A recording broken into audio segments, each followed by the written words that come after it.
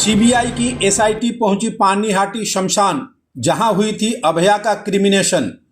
Kolkata high court के आदेश पर CBI की सीट ने आरजीकर अस्पताल अभया कांड की जांच दोबारा शुरू किया है। साक्ष्य नष्ट करने और मामले को दबाने की जांच जारी है। घटना की रात अभया के डिनर से लेकर क्रिमिनेशन तक जांच की दायरे में है।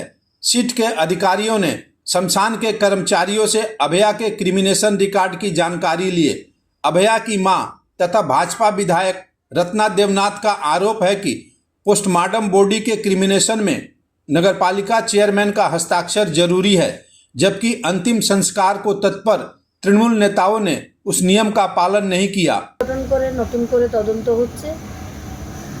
শ্মশানঘাটে আসাটাই স্বাভাবিক, কারণ আমার মেয়ে যখন ডেড বডি হ্যান্ডওভার করে সোমনাথ দে নিয়ে চলে এসেছিল, আমার বাড়ির লোক ছিল, কাউকে অ্যালাউ করেনি। সোমনাথ দে একাই ওই গাড়িটায় ছিল।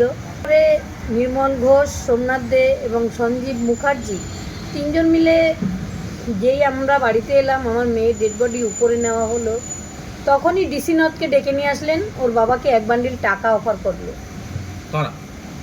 ডিসি নথ টাকা ডেড বডির পোস্টমর্টম হয়, সেই ডেড বডি মিউনিসিপ্যালিটিতে চেয়ারম্যানের সাইন ছাড়া ডেড বডি ক্রিমিনেশন হয় না। কিন্তু সেখানে আমি জানতে পেরেছি চেয়ারম্যান তখন ছিলেন মলয় রায়, তিনি সাইন করেননি। সাইন করেছে সোমনাথ দে আর সঞ্জীব মুখার্জি।